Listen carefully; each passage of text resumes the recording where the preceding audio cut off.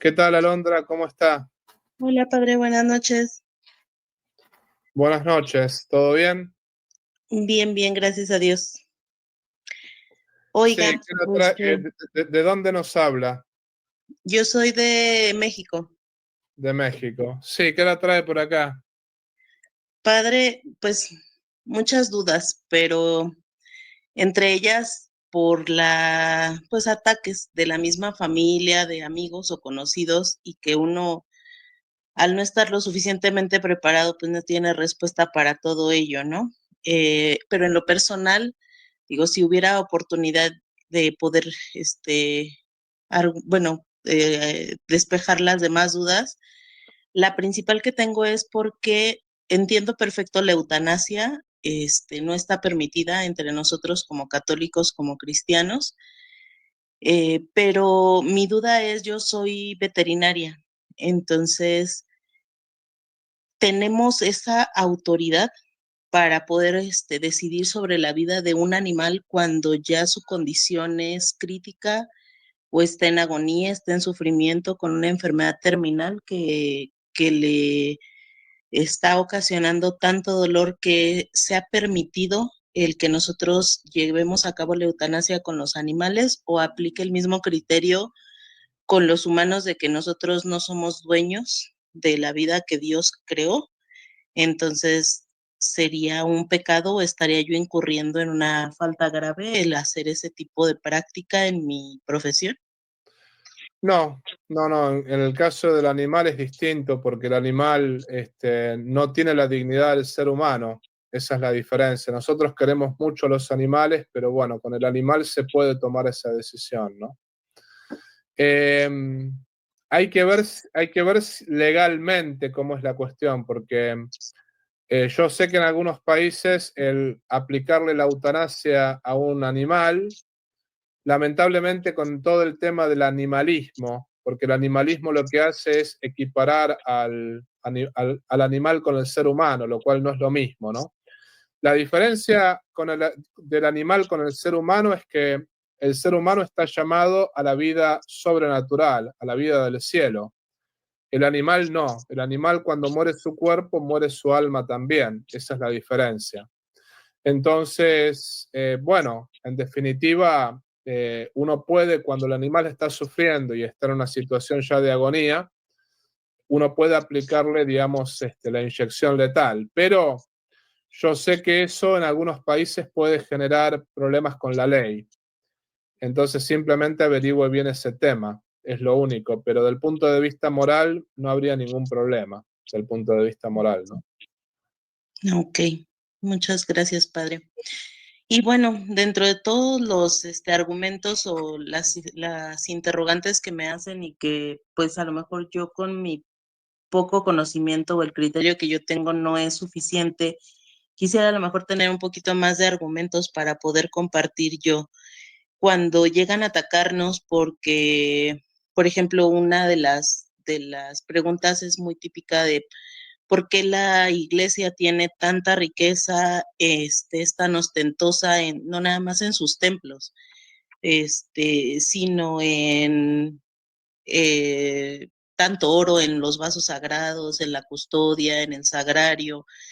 Entiendo que, bueno, pues, o sea, para mí es, sí, Dios se merece lo mejor y la dignidad que le debemos de dar y el amor que le debemos demostrar, pues Él lo merece, pero me la rebaten con pues es que si Dios hubiera querido, no nace en un pesebre, no nace en esa humildad, en esa sencillez. Entonces Él vino a este mundo sin tener dónde reclinar la cabeza, como por qué templos tan grandes, tan ostentosos, con tanto lujo y Dios no pidió eso. Dios para Él desde su nacimiento no pidió que Más se o le menos, ¿no? El cenáculo donde hicieron la última cena es una casa súper lujosa, por ejemplo. Más o menos. O sea, cuando celebraban realmente la Pascua, estaban en un lugar de lujo, como es el cenáculo, que es una casa que la tenía un hombre rico, por ejemplo. Es una falacia todo eso, porque vamos a decirlo de esta manera. El Vaticano, el presupuesto del Vaticano es la mitad del presupuesto que tienen los senadores y los diputados italianos. O sea, vamos a ponerlo en estos números. El Vaticano le cuesta mucho menos a 1.400 millones de católicos de lo que le cuestan los diputados y senadores italianos a solamente 60 millones de italianos. Es decir, el presupuesto del Vaticano es una lágrima comparado, por ejemplo, con el presupuesto que tiene el Pentágono, inclusive con el presupuesto que tiene... Lo que ellos se olvidan es que el Vaticano es un Estado, ante todo, ¿no? Y después, vamos a ponerlo de esta manera, que me parece también importante. Al Vaticano le robaron todos los territorios, absolutamente todos los territorios pontificios, porque antes el Papa era el jefe de Estado de la mitad de Italia. Y inclusive, por ejemplo, juristas alemanes, juristas protestantes se escandalizaron de ese robo. ¿Y qué pasó? Lo que sucedió fue que, digamos, el Estado italiano, el Estado masón, es como que calculó lo que se le debía al Vaticano, le debían algo así como, no sé, 300.000 millones de dólares, por poner una suma exagerada, ¿no? Porque es una suma, no era tanto, pero era una suma enorme lo que se le debía, ¿no? El Papa en su momento no aceptó un centavo, el Papa Pío IX. El Papa dijo, no, yo voy a confiar en, digamos, la caridad de mis fieles. Y estableció el óbolo de San Pedro, donde ahí los fieles voluntariamente sostienen a la iglesia. Y lo que hay que decir es lo siguiente, además de todo el robo que le hicieron a la iglesia, también en México, justamente el Estado mexicano, con los delincuentes de Venustacio Carranza, de Obregón, con los delincuentes también de otros presidentes como fue Plutarco Calles, también le robaron a la iglesia todos los templos que laicos habían donado para la iglesia. O sea, fue un robo total, o sea, el Estado le robó a la iglesia todo eso. Lo mismo pasó en Argentina, lo mismo pasó en muchos lugares. Y la iglesia tiene hospitales, tiene un montón de hospitales, que muchos de ellos son gratuitos. La iglesia tiene escuelas para chicos pobres. La iglesia tiene leprosarios. La iglesia en África tiene leprosarios, por ejemplo. Yo cuando era seminarista trabajaba en hogares de huérfanos, de discapacitados. No hay institución que no tenga todas las obras de caridad que la iglesia tiene. Ese es el asunto, que es que la iglesia hace lo que el Estado no hace muchísimas veces. Entonces lo que hay que decirle a la gente esta es que una cosa es tener 12 apóstoles y otra cosa es tener 1.400 millones de católicos, tener universidades, tener colegios. También Judas, que era un traidor, conservaba la bolsa del colegio apostólico. O sea, también, inclusive en el Evangelio aparece que había mujeres que ayudaban a Jesucristo con sus bienes. Y después, bueno, con respecto a todos esos templos, que la gente dice, bueno, los templos enormes, yo estoy en una parroquia, por ejemplo. Esta parroquia no me pertenece a mí. Si yo, por ejemplo, supongamos que yo esté en un templo enorme, porque alguna vez lo estuve. Alguna vez estuve como sacerdote en un lugar donde había un templo que costaba 20 millones de dólares, una cosa así, ¿no? Yo no me llevé nada de ese templo cuando me trasladaron a otra parroquia. No me llevé absolutamente nada. Todo lo que estaba en ese templo quedó en ese templo. Y yo, por ejemplo, de todo el dinero que entraba a la cuenta de la parroquia, el párroco no se queda un centavo. Todo eso va a la parroquia, todo eso va destinado a los colegios, a las misiones, a esto, a lo otro. Si yo metiese mano ahí, directamente estaría robando, me podrían meter preso, ¿no? Entonces, a lo que voy con todo eso es, si realmente ellos piensan que nosotros somos ricos por los templos, están totalmente equivocados. Porque, por ejemplo, muchos sacerdotes que están en esos templos no llegan a fin de mes con sus boletas. Yo conozco sacerdotes en Argentina, en Chile, que están en templos grandes que muchas veces me han escrito y me han dicho, Padre Tomás, necesitamos $10, porque la verdad que no tenemos como para comer esta última semana. Me pidieron $10 para comer la última semana. O sea, es una hipocresía decir que los padres, porque están en un templo grande, están llenos de dinero. Eso es mentira totalmente. Y es más, una de las objeciones que yo le puse a mucha gente, porque mucha gente me hablaba del celibato de los sacerdotes, que los laicos a veces se meten en lo que no se tienen que meter, ¿no? Yo a estos laicos les dije, miren, a los sacerdotes no los mantiene su gente en los países latinos. A veces el sacerdote tiene que dar clases en una universidad, tiene que dar clases en un colegio para poder llegar a fin de mes. ¿Y ustedes se imaginan que los laicos vayan a mantener a la familia del sacerdote? Va a pasar lo que pasa en Ucrania, que el sacerdote tiene que trabajar en un tractor toda la semana y solamente celebrar misa el domingo. Al fin y al cabo, termina no siendo sacerdote, termina siendo cualquier otra cosa menos sacerdote, ¿no? Y después, otra cosa que puedo agregar es los que tendrían que, en realidad, a quien tendrían que tirarle las orejas es a los protestantes. Con todo respeto lo digo esto, ¿no? Porque, por ejemplo, el sueldo que muchas veces tienen los pastores protestantes acá en los Estados Unidos es muchas veces 4 o 5 veces mayor que el sueldo que tenemos los sacerdotes. Es más, la encargada del culto, la ministra de culto de acá de Estados Unidos, que es una protestante, una pastora protestante, mujer, ella hizo negocios con sus iglesias. O sea, justamente tiene 3 iglesias con las que hizo 50 millones de dólares en cada iglesia y esos dólares fueron a su bolsillo. No fueron a un colegio, a un hospital. Y si hablamos de, por ejemplo, los testigos de Jehová, si hablamos de los mormones, si hablamos de, por ejemplo, los episcopalianos, si hablamos de todas esas iglesias, si comparamos el presupuesto que esas iglesias, por ejemplo, tienen comparado con el presupuesto del Vaticano, las riquezas del Vaticano quedan totalmente en ridículos, vamos a decirlo así, ¿no? En realidad, por ejemplo, nosotros no tenemos diezmo obligatorio. En la iglesia nosotros decimos, bueno, quien quiere pagar algo paga, quien no paga no paga. En cambio, en muchas iglesias protestantes piden el 10% del sueldo directamente. Si no, en muchos casos no celebran el funeral, por ejemplo, ¿no?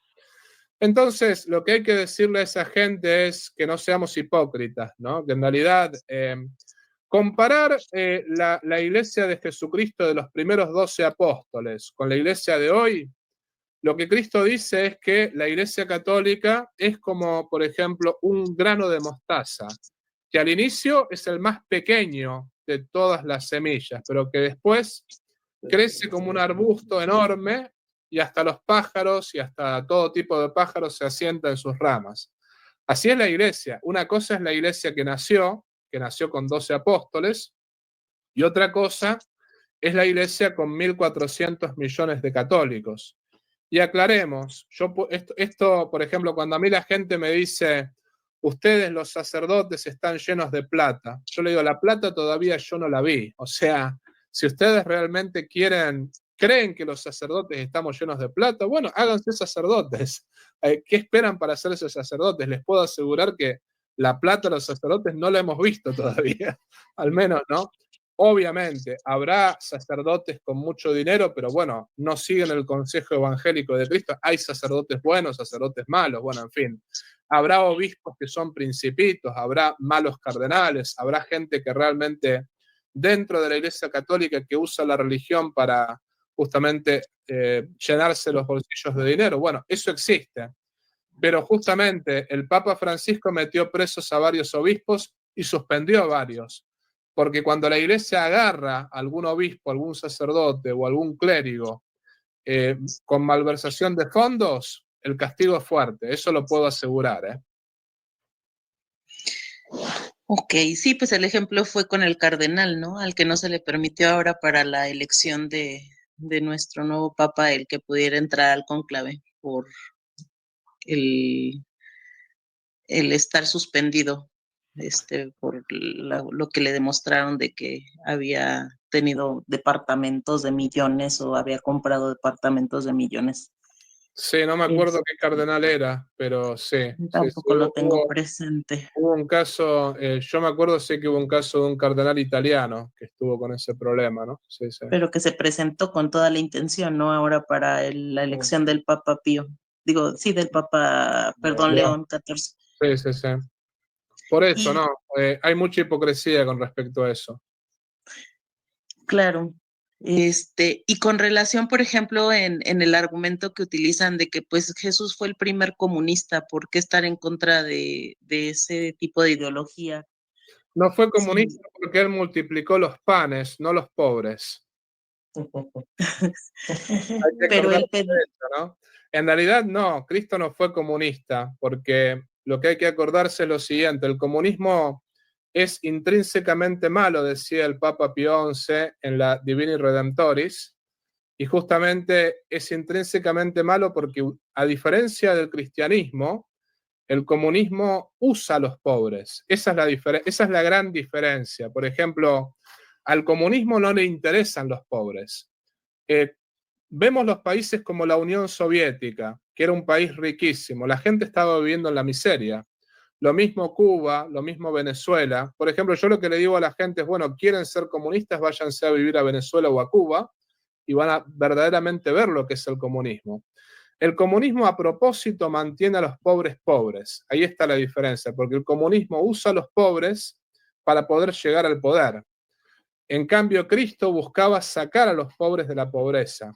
Y sobre todo, para Cristo, el primer pobre era la persona que estaba en pecado. Por ejemplo, ¿cuál es la primer pobreza? La primer pobreza es la pobreza espiritual. La persona que vive en pecado, a esa persona hay que sacarla del pecado. Ese es el punto, ¿no?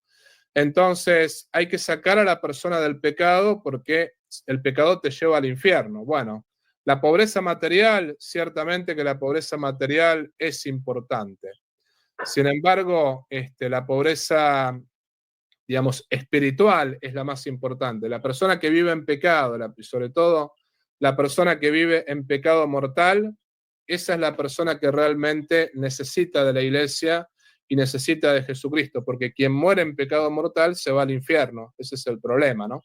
Entonces, Cristo ante todo buscaba sacar a la persona del pecado para que la persona se arrepienta y vaya al paraíso.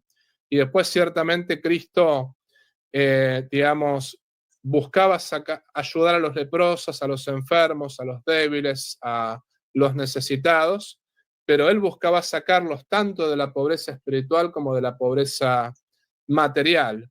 No era que realmente usaba a los pobres para poder llegar al poder, como hacen los comunistas. Los comunistas, los pobres no les interesan. Los comunistas lo que hacen es usar a los pobres para llegar al poder y para eternizarse en el poder. Esa es la diferencia, ¿no?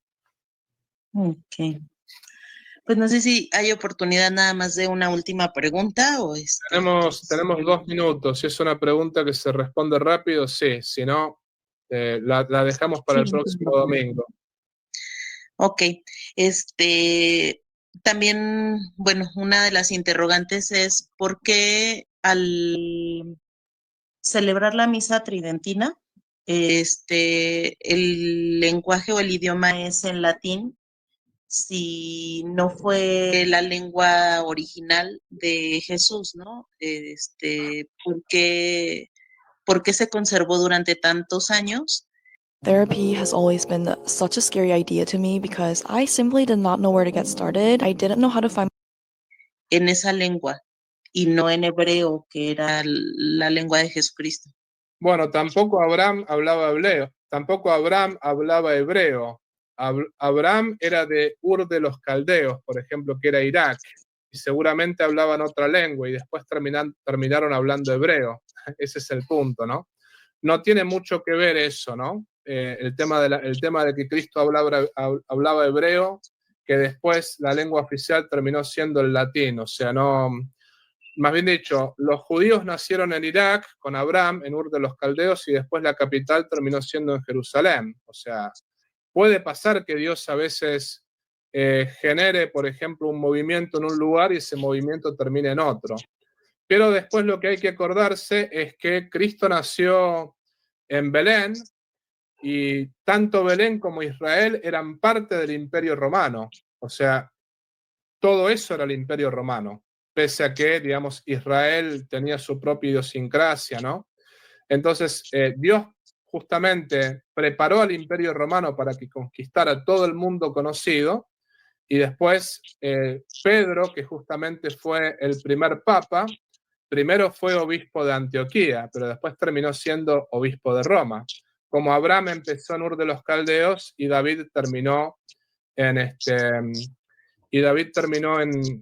Jerusalén 1000 años después, ¿no? Bueno, lo mismo sucede un poco así con Jesucristo, que Jesucristo tenía una visión universal. Él justamente buscaba la salvación de todos los hombres. Bueno, el Imperio Romano conquistó todo el mundo conocido, también conquistó Israel. Israel era parte del Imperio Romano. Y cuando Cristo murió, el cartel INRI fue escrito en 4 lenguas. Fue escrito tanto en hebreo, como en griego, como en latín, como en arameo. Y el latín era el idioma oficial del imperio, y después la iglesia tomó ese idioma, porque justamente ese fue el idioma que predominó en todo el Imperio Romano, en todo el mundo conocido, donde se expandió el evangelio, ¿no? Pero lo que empezó en Jerusalén, y bueno, que Cristo hablaba hebreo, todo eso no tiene mucho que ver, porque Abraham seguramente tampoco hablaba hebreo en el inicio. Abraham es de Ur de los Caldeos, de Irak. En Irak nació justamente el padre de los judíos, y después, sin embargo, los judíos tuvieron su capital en Jerusalén, ¿no? No tiene mucho que ver. Ok. Muy bien. Muchísimas gracias, padre. Muchísimas gracias a ustedes. Y gracias, Alondra. Gracias por la bendición, padre. Bendiciones. Chao, Espero chao. volver a subir en otra oportunidad. Con mucho gusto. Chao, chao. Si te gustó el video, por favor, ponle like, suscríbete a este canal, comparte este video y activa la campanita de la notificación. También, si deseas colaborar económicamente con este apostolado virtual, te invito a hacerlo por PayPal, también por un super chat, o puedes unirte al canal como miembro.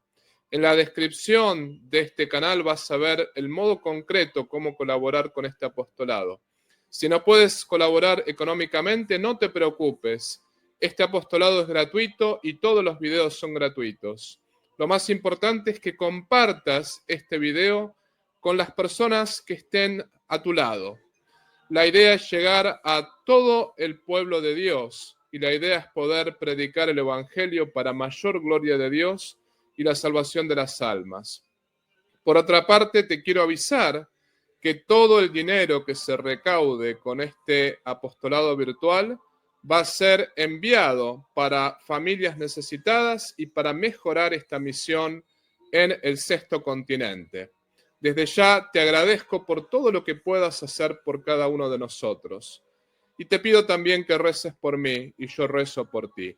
Viva Cristo Rey, viva la Virgen y viva el Patriarca San José.